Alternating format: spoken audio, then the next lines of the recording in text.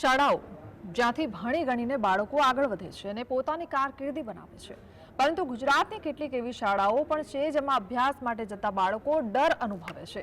કારણ છે શાળાઓની જર્જરિત હાલત.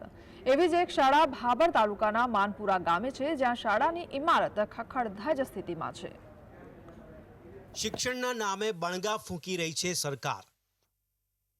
ગ્રામ્ય વિસ્તારોમાં શાળાઓની હાલત ભંગાર. ઝાડ નીચે બેસીને ભણવા માટે બાળકો મજબૂર.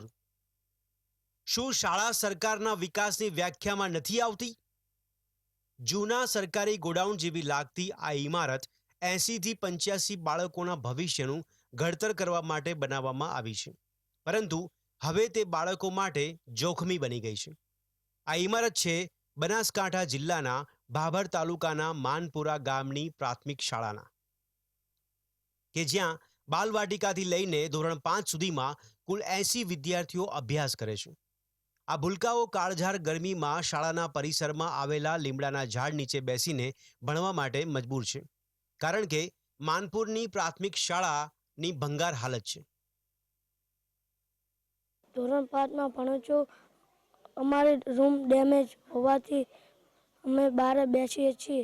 અમારા ઓરડા પડી રહ્યા છે, અમે બહાર બેસીએ છીએ.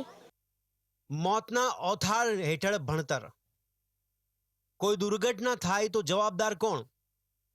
શાળામાં 3 ઓરડામાંથી 2 ઓરડા જર્જરિત સ્થિતિમાં છે, ત્યારે આ ઓરડામાં તાળું મારી દેવાયું છે, કારણ કે જર્જરિત ઓરડાનો ભાગ ગમે ત્યારે પડી ભાંગવાની સ્થિતિમાં છે. આવી સ્થિતિમાં બાળકોને નુકસાન થવાના ભયથી તેમને ઓરડાની બહાર જ ભણાવવામાં આવી રહ્યા છે.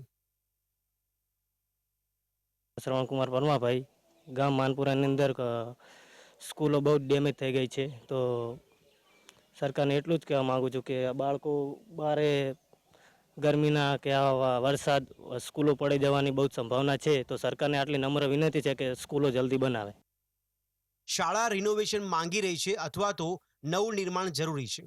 ગ્રામજનો તરફથી શાળા માટે નવા ઓરડા માટે અનેક રજૂઆતો થઈ ચૂકી છે, પરંતુ દેખાડાના વિકાસને માનતા આ તંત્રની ઊંઘ ઉડતી નથી. બે જે પતરાવાળા ડેમેજ રૂમ 4 વર્ષથી છે, સતત મેં પાલનપુર શિક્ષણ અધિકારીને પણ અમને 2022માં મેં આપેલો છે, જે લેખિતમાં રજૂઆત પણ કરેલી છે. અમારા જે એસએમસી દ્વારા ઠરાવ પણ કરેલો છે. હજી સુધી કોઈ આ બાળકોની 80-85ની સંખ્યા છે, એ એક જ રૂમની અંદર બેસે છે બાળકો, તો પછી બાળકોને કંઈ પણ થશે તો જવાબદાર કોણ રહેશે? એટલે તાત્કાલિક આ 2 રૂમ મંજૂર કરી અને તાત્કાલિક કામ કરવા વિનંતી કરું છું. ચોમાસાની સિઝન શરૂ થઈ હોવાથી જર્જરિત ઓરડા ગમે ત્યારે તૂટી જવાનો ભય છે. તેવામાં મોટો સવાલ એ છે કે ચોમાસાની સિઝનમાં આ બાળકો ખુલ્લામાં કઈ રીતે ભણી શકશે? શું આવી રીતે અભ્યાસથી વિદ્યાર્થીઓના ભણતરની સાથે ઘડતર પણ થઈ શકશે?